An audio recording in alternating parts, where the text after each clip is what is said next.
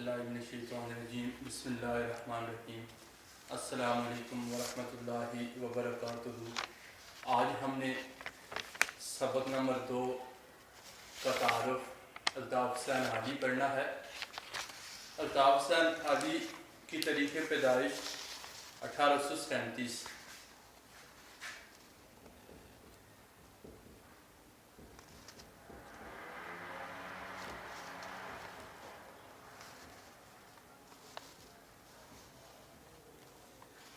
ख्वाजा अल्ताफ़ हुसैन अली पानीपत में पैदा हुए।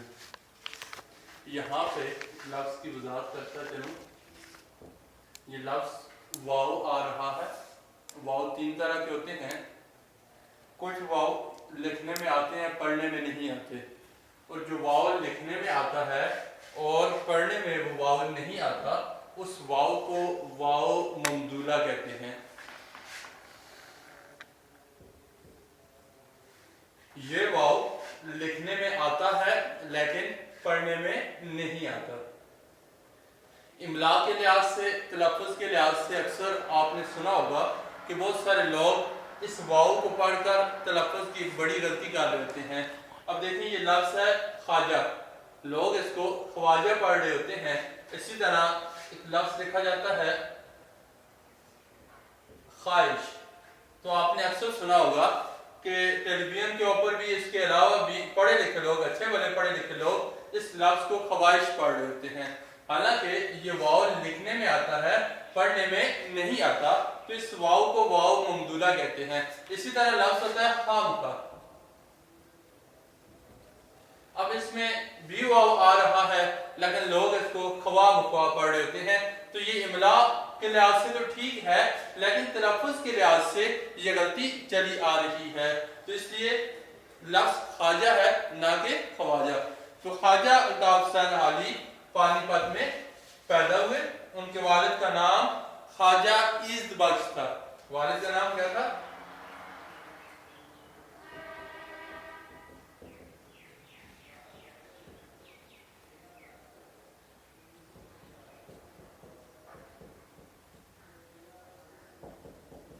लफ्ज़ क्या है? इज़्ज़ बख्श। इज़्ज़ अल्लाह के नामों में से एक नाम है। तो इस बंदे का जो नाम था वो अल्लाह के सफारती नामों में से एक नाम आता है, इज़्ज़ बख्श।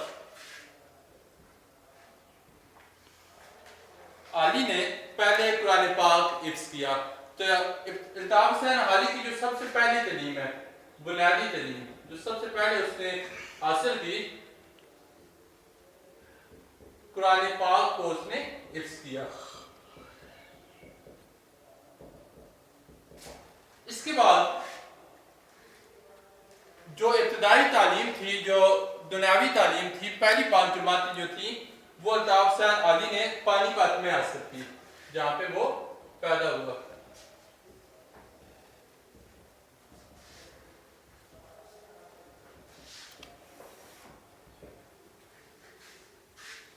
मजीद तालीम दिल्ली में पाई।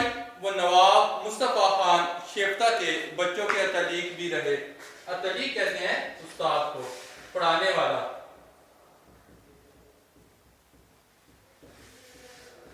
शेफ्ता जो है ये उर्दू ज़बान और अदब के बेहतरीन शायर गुजरे हैं। नवाब मुस्तफ़ा खान शेफ्ता। शेफ्ता के इल्म और अदब से उन्होंने भरपूर इस्तिफादा किया। इस्तिफादा करना, फायदा हासिल करना।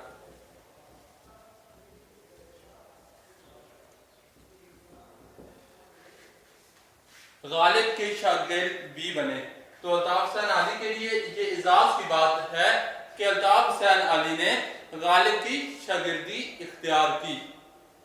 उन्होंने मोहम्मद हुसैन आज़ाद के साथ मिलकर जदीद मुशायरों की बुनियाद डाली। जदीद मुशायरों की बुनियाद।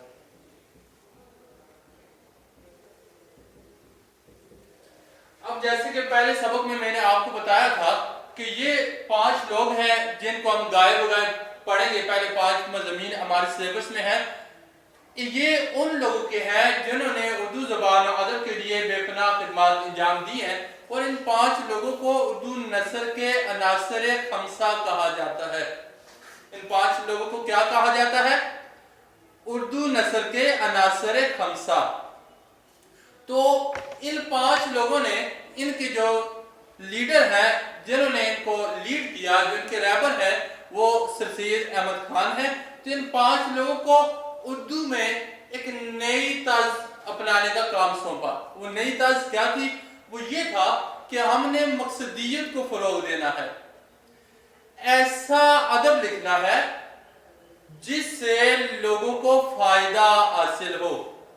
تو اب جدید مشاعروں کی بنیاد الطاف حسین علی اور محمد حسین آزاد نے مل کر رکھی. اب جدید مشاعروں کی بنیاد کیا تھی؟ جدید مشاعروں کی بنیاد یہ تھی کہ اس سے پہلے کوئی بھی مشاعرہ ہوتا تھا, مشاعرہ کہتے ہیں بہت سارے شعراء جمع ہو کر مختلف موضوعات کے اوپر بھی اور کبھی کبھار ایک موضوع کے اوپر بھی سخن سرائی کرتے ہیں. سخن سرائی کرنا یعنی شاعری کرتے ہیں. تو جدید مشاعرے میں کیا تھا کہ بہت سارے شعراء جمع ہوتے تھے اور ان کو ایک مصرع دیا جاتا تھا, مصرع طرح ان کو دیا جاتا تھا اور اس کے اوپر وہ شاعری کرتے تھے. علی شخصیت کی اصلاحی تحریک سے بہت متاثر ہوئے. یہ جو اصلاحی تحریک ہے یہ وہی علی گڑھ تحریک ہے. اس کو شخصیت تحریک بھی کہا جاتا ہے.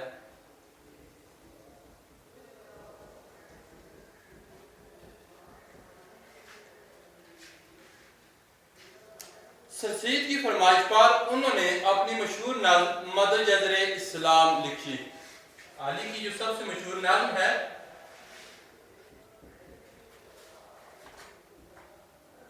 مد جذر اسلام.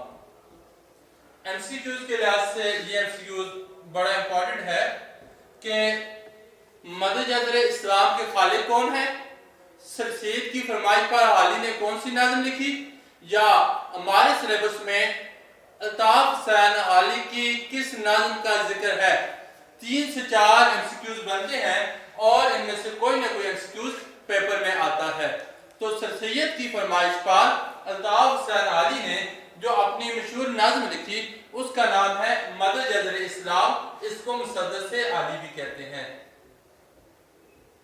مسدس اس کو اس وجہ سے کہا جاتا ہے کہ اس میں ہر بند میں 6 مصرے ہیں, یعنی ایسی نظم جس کے ہر بند میں 6 مصرے ہوں اس نظم کو مسدس کہا جاتا ہے. ایسی نظم جس کے ہر بند میں 6 مصرے ہوں اس نظم کو مسدس کہا جاتا ہے. اور یہ نظم اردو زبان و ادب کی طویل ترین نظم ہے. اس نظم میں کل 457 بند ہیں. کتنے بند ہیں اس نظم میں؟ 457 بند, شعرنی بند, اور ہر بند میں 3 شعر یعنی 6 مصرے ہیں. اردو کی طویل ترین نظم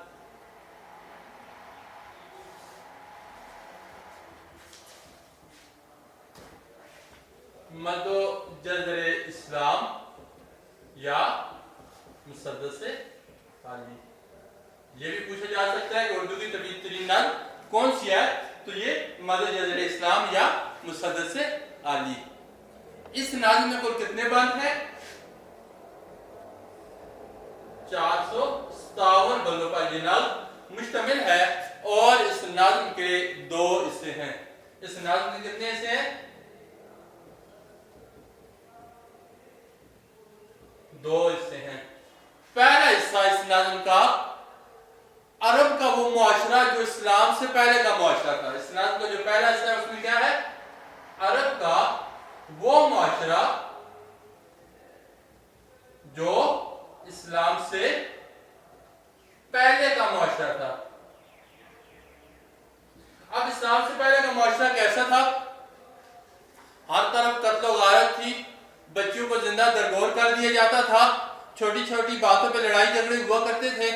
اس نظم کے پہلے حصے میں آپ نے خیر نہیں پڑھا, کہیں پانی پینے پہ جھگڑا, کہیں گھوڑا آگے دوڑانے پہ جھگڑا, تو کسی کے گھوڑے نے پہلے پانی پی لیا تو اس پہ جھگڑا شروع ہو گیا، اور جھگڑا بھی کیسا، یہ نہیں کہ بس دستے غریباؤں کی چھوڑ دیا، ایسا جھگڑا کہ وہ صدیوں تک چلا آتا، قتل پہ قتل، قتل پہ قتل، قتل پہ قتل، خاندان، کنبے، قبیلے سب تباہ و برباد ہو جاتے، کسی کا گھوڑا ریس میں آگے دوڑ گیا، قتل، نعوذ باللہ، کسی کے ہاں بچی پیدا ہو جاتی تو اس بچی کو وہ زندہ درگور کر دیا کرتے تھے، زندہ درگور کرنا، زندہ قبر میں اس کو دفنا دینا، تو ایسا جہالت بھرا معاشرہ تھا۔ تو الطاف حسین علی نے اس نظم کے پہلا حصہ میں عرب کا وہ جہالت بھرا معاشرہ ہمارے سامنے رکھا۔ یہ کیوں رکھا؟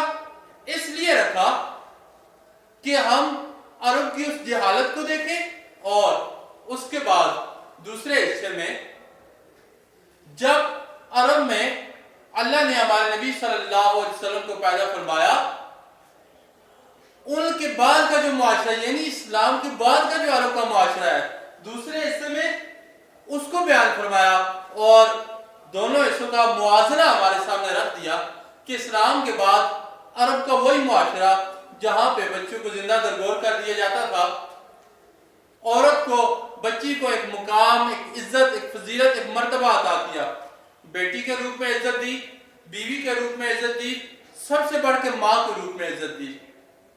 جہاں پہ بھائی بھائی کا دستی قریبا تھا، وہاں پہ بھائی چارے کا درس ہمیں نظر آتا ہے، بھائی چارے کا نفاذ ہمیں نظر آتا ہے۔ جہاں چھوٹی چھوٹی باتوں پہ لڑائی جھگڑے فتنے فسادات ہمیں نظر آتے تھے، عرب اسلام کے بعد عرب میں وہاں ہمیں بھائی چارہ نظر آتا ہے، وہاں اتفاق و اتحاد نظر آتا ہے، وہاں محبت نظر آتی ہے، اور اتفاق و اتحاد محبت کی بہترین مثالیں ہمیں عرب ہی میں ملتی ہیں، لیکن اسلام کے بعد۔ تو اس حصے میں عرب میں اسلام کے بعد والے معاشرے کو بیان کیا گیا۔